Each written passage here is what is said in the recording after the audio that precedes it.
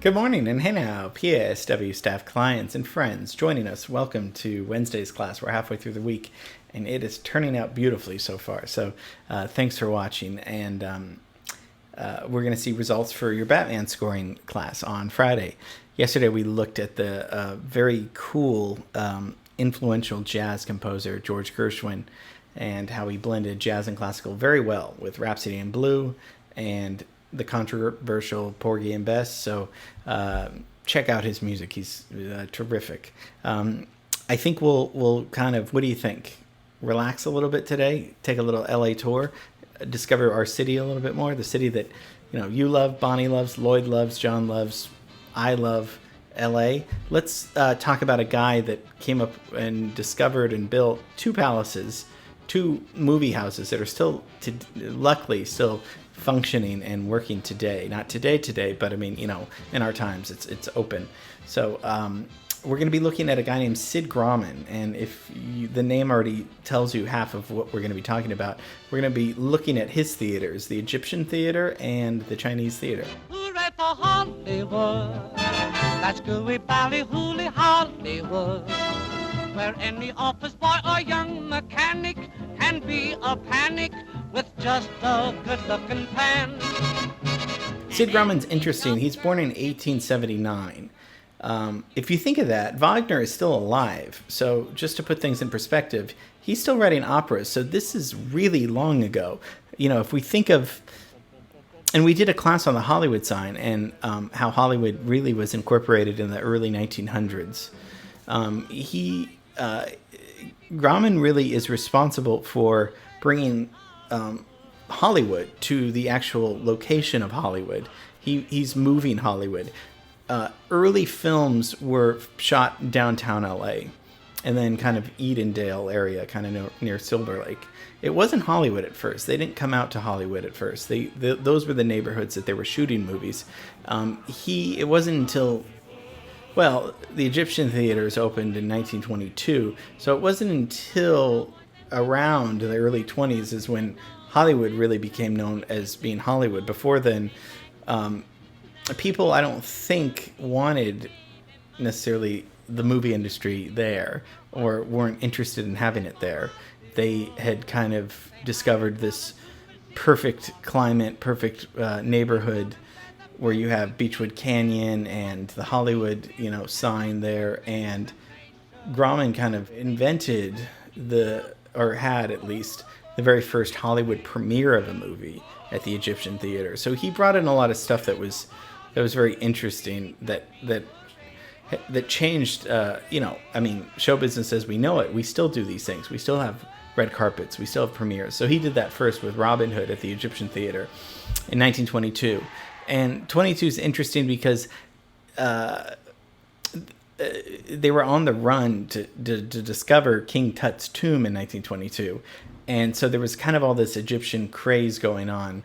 And I think that's why he was influenced to make it an Egyptian-like theater, although there's a lot of Hispanic elements in the architecture. So it's a mixture of Hispanic and Egyptian, stuff going on. It's a beautiful building, still there.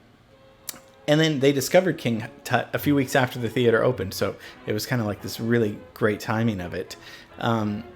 But going back to Grauman, his parents were vaudeville. He was in vaudeville. His dad, they worked a lot of the circuits and created a pretty successful vaudeville company, and that extended to Minneapolis and Oregon. And he started incorporating motion pictures, flickers, little movie shows working as a paperboy as a kid. He discovered something very important. He said that people will invest in entertainment. You can get people to buy something they'll get them to buy something if you can entertain them. And he learned that as a paperboy, and he used that the rest of his life. People will pay for entertainment, which obviously is very true today. We don't want to pay for a car, for a car to be fixed, but we'll pay for a video game, or we'll pay for, Netflix every month. That's just the way it's always been. So he was very smart with that. so his dad, he and his dad had a pretty good business going. The 1906 earthquake happened in San Francisco because they were mostly doing these shows up in San Francisco, and that kind of wrecked everything. But he was still involved in early motion pictures, learning, screening them, and understanding how they worked. And so they went to San Jose, so they went south below San Francisco. And 1903. They opened the Unique Theater in San Jose. That got destroyed too, but it kind of stuck out to me because this is still before he gets to LA, gets to Hollywood. So San Jose might have been the first movie palace in a sense that I didn't even know. But when he gets to Hollywood, he's asked to build a big movie palace, and the first one he builds is the $1 million movie palace in downtown. But really, the ones we're going to be focusing on are the Egyptian Theater and the Chinese Theater. So Robin Hood, starring Douglas Fairbanks, is the premiere of 1922, and that's when it opens, and that's a year before the Hollywood sign goes up. So Hollywood is, with the Roaring '20s, Hollywood is becoming a town a little before the '20s too, but is becoming a town where it's associated with production, show business, and stuff like that. It wasn't necessarily a town where actors and celebrities lived, but it's where studios took place. So, if you think of the 20s, we have prohibition going on, but a lot of technology is started. Radio is becoming the big thing, and then of course, silent films start kind of going, extinct because the talkies come in. And the talkies come in 1927, and that's the year that Grauman opens his next theater, which is literally down the street. Starts building it in 1926, but by 1927, his Chinese theater opens. And many of the things in there were imported from China on the trips that Sid would take. And Chinese artisans were brought to create works of sculpture. And they were originally located in the theater's forecourt and now housed inside the theater. And as we know, it was an accident how it happened, but it's also the spot where people would put their prints on in front of the theater. And there's a few rumors of who started who, but he did confirm that it was an accident, somebody stepping in on the, before the cement got dry. And he thought, what a great publicity stunt and a great way to get people, and it really was, to get people, celebrities most importantly, to put their handprints there.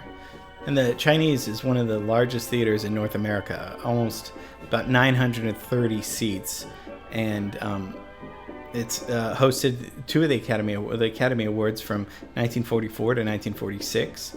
It was the first Academy Awards that wasn't hosted in a hotel, because we looked at the Coconut Grove, and that was at a hotel, and that was in 1939. So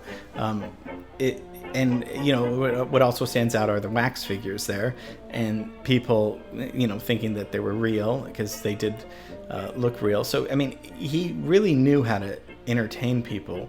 He wanted to make sure that it was a night of pure entertainment, with the shows going on before, the movies happening. And we talked about feature films got going in the 20s, but before then they were very short films, film reels put together.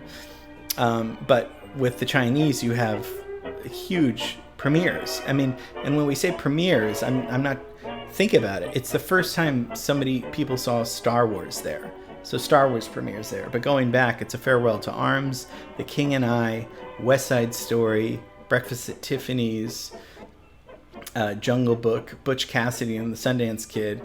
These movies we still talk about today, and so they all premiered there at the Chinese.